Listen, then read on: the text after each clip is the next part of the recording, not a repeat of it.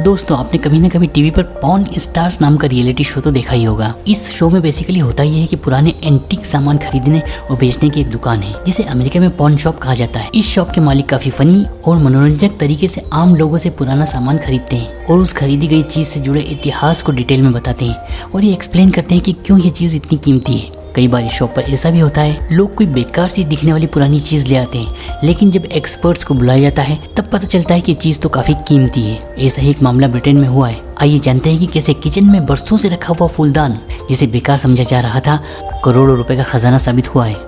दोस्तों ब्रिटेन के एक घर के किचन में एक फूलदान कई सालों से बेकार पड़ा हुआ था। इसके मालिक इसे बेकार की पुरानी चीज समझ रहे थे।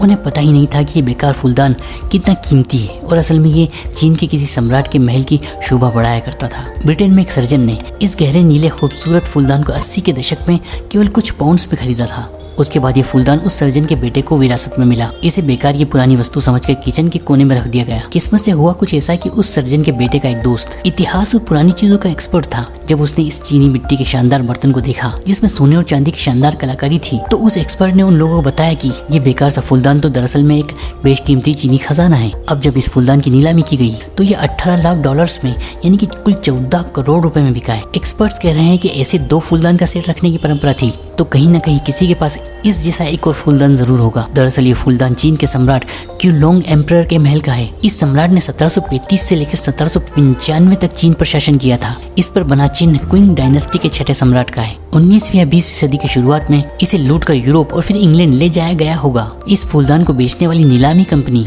ड्रेविएट्स का कहना है कि ये फूलदान काफी बड़ा है। इसकी लंबाई लगभग 2 फीट है। फूलदान को सैक्रिफिशियल ब्लू नाम के रंग से पेंट किया गया है। यह नाम इसलिए है क्योंकि इसी रंग से बीजिंग में स्वर्ग के मंदिर के कुछ हिस्सों को रंगा गया है। इस रंग को स्वर्ग का प्रतीक माना जाता है। लेकिन सबसे खास बात जो इसे इतना कीमती बनाती है वो ये कि इस पर सोने के साथ साथ चांदी की शानदार कलाकारी बनी हुई है। इस पर बादल, सारस, पंख, बांसुरी और चमगादड़ बने हुए हैं। ऐसी मान्यता थी कि यह चित्र खुशहाल और लंबे जीवन के प्रतीक है। सोने की कलाकारी के बर्तन तो पहले से मौजूद है, लेकिन केवल इसी बर्तन पर सोने के साथ साथ चांदी की बारीक कलाकारी बनी हुई है। बताया जा रहा है कि इस फूलदान को शायद किसी महल में रखा गया होगा जहाँ चीनी सम्राट रहते थे। 19वीं और 20वीं शताब्दी की शुरुआत में चीन की राजनीतिक स्थिति खराब हो गई। यूरोप और अमेरिका से कई युद्ध हार गया था और विदेशी सैनिकों ने कई महलों को लूटा था। टेन यिंग नाम के कलाकार ने पहली बार चांदी की कलाकारी की शुरुआत इस दौर में की थी। सोने और चांदी की ऐसी बारीक कलाकारी एक साथ अचीव करना बहुत मुश्किल काम है। यही वजह है कि चीनी मिट्टी का यह बर्तन इतना कीमती हो गया है। दोस्तों दुनिया भर में हो रही इंटरेस्टिंग खोजों को सबसे पहले देखने के लिए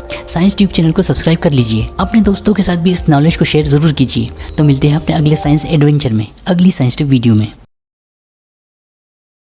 आपको सिर्फ एक लाइक का बटन दबाना है और हम ऐसे ही इंटरेस्टिंग वीडियोस आपके लिए पेश करते रहेंगे।